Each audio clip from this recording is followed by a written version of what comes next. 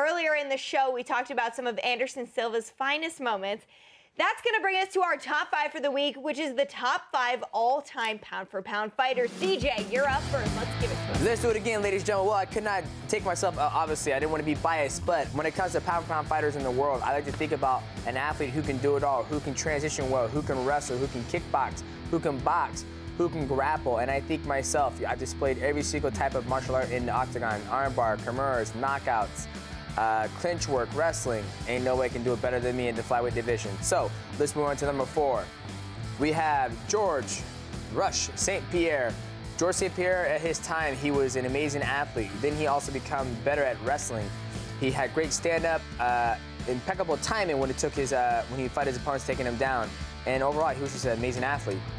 Number 3, in my honest opinion, I think he is the best heavyweight in the world. Oh, nice. The reason why I say this is because Fabricio Werdum, he is originally a grappler, but when he fought Cain Velasquez, he showed Muay Thai skills. When he fought Travis Brown, he showed amazing stand-up skills, outstriking the taller, longer Travis Brown, also knocking out Mark Hunt, which was a K1 fighter, and submitting Cain Velasquez, this man, and that beautiful face. Look at that, the happy Werdum face. Moving on to number 2. Fedor Emelianenko, the last emperor. You have to look back at the things he's done in the past when he was in Pride. He can strike, he can grapple. He even got suplexed. I mean, suplex airborne against, oh, I forgot the young gentleman's name. Kevin Randleman got suplexed, and he got up and submitted him. He was all around, he could do it all. So he got my number 2. And the number 1, King James himself, John Bones Jones. This man is probably the best pound fighter in the world. He can do it all. Like I said, my pound list, you have to be able to do it all. Wrestle, grapple, clinch. He's finished amazing people. Lyoto Machida, Rampage Jackson, even beat Glover Teixeira in his own game. Look at that spinning back elbow, John. It's just amazing. So that is my top pound for pound list in the UFC. That's a good one, and I have a feeling there might be a little bit of overlap on your list. Tony, who do you got? Just a little bit, you know, game recognized game. For my guys, I have Randy Couture, the natural. He was one of the guys that pioneered the sport. He's faced some of the top athletes in the heavyweight division, even beating a bunch of them, like Brock Lesnar himself. You know, Mr. Shiny there, going in there and revolutionizing the game and setting up the stuff for a lot of wrestlers like myself. Next on the list, we have Chuck Liddell, the Iceman. How could you not love this dude? This dude is the Iceman, man. He was Dana's right-hand guy right there in the promotions. He started this up for all of us so we could be able to fight in this industry. He was the one that is paving the way, and as soon as he had the belt, he never let it go. And he had to start changing it up until he did. But I gave him a pound for pound, one of the best in the UFC. Thank you very much. Next, Matt Hughes. Obviously one of the OGs back in the day, too. As you see him right there fighting Carlos Newton, he had a couple wars. He put himself out with that one. He got put in the triangle. But the dude always battled through adversity and always made it out. He was one of the most toughest dudes I've ever known and met, and the guy stays pretty humble and he stays pretty true to himself, so Matt Hughes. Next, Anderson Silva. How could you not love the Spider? This dude is just awesome, amazing, one of the greatest of all time. The dude's a showboat artist. He doesn't really talk too much, but he goes in there and he uses his moves to do the talking. That's what I love about this dude. I take that card out of him, and he goes in there and he fights all the way to the end. So Anderson Silva. Next, GSP, George St. Pierre, Mr. Rush himself. The dude that started it and learned wrestling, he made it all his game.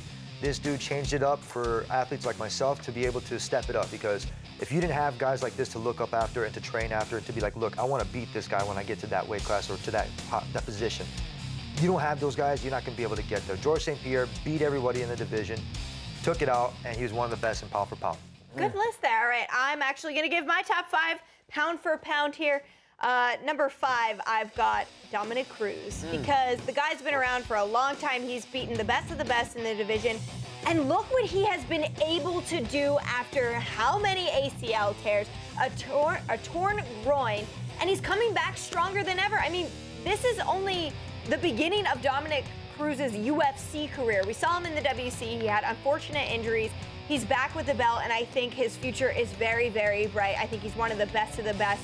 Let's go to number 4. I've got BJ Penn.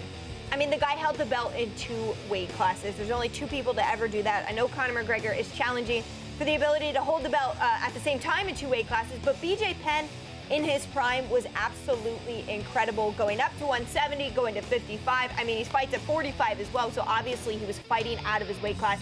You can't deny the king of Hawaii, BJ Penn. And my top 3, I have to tell you this, are very interchangeable. I keep going back and forth on who's 3, 2, and 1. So number 3 right now, we've got Jon Jones. I think Jon still has a lot to do in the octagon. We would not be surprised if he moves up to heavyweight. He has submitted guys. He's knocked them out. He's gone to decision in tough wars like Alexander Gustafsson. Jon Jones proving he has it all, and he is not even close to being done with his skill set. We'll be interested to see what the next couple of years look like for him. Number 2, same as you guys, I have George St. Pierre on my list as well. I love that George was able to out-wrestle wrestlers when he wasn't a born wrestler himself. I thought that was absolutely incredible. We've seen him win fights with his jab. I mean, he beat Josh Koscheck with essentially one hand because he was jabbing him the whole fight. He even broke his orbital. I would love to see GSP return. He was so dominant when he held the belts. Absolutely incredible athlete there. And number 1, Anderson Silva, because I swear, this guy must have sold his soul to the devil, because when you see the way he's able to slip punches so beautifully, it's absolutely insane. We saw him be tested, like in the Chael Sonnen fight, and he never stopped fighting. He came back, he was able to submit him, he used his jiu-jitsu there. We know him for knockouts. This is a hard one to call. I kept remembering guys that should be on the list. I'm like, oh, I forgot him. But I think we did some good work here. I believe so. Hey, we all crash past with the Silva, the Spider-Man. Yeah. All right, well, coming up next is our social media segment, Rapid Fire. You guys send in your questions on Twitter to @UFC_now using the hashtag UFC Now to DJ and Tony. So find out if your question got selected. Stay tuned.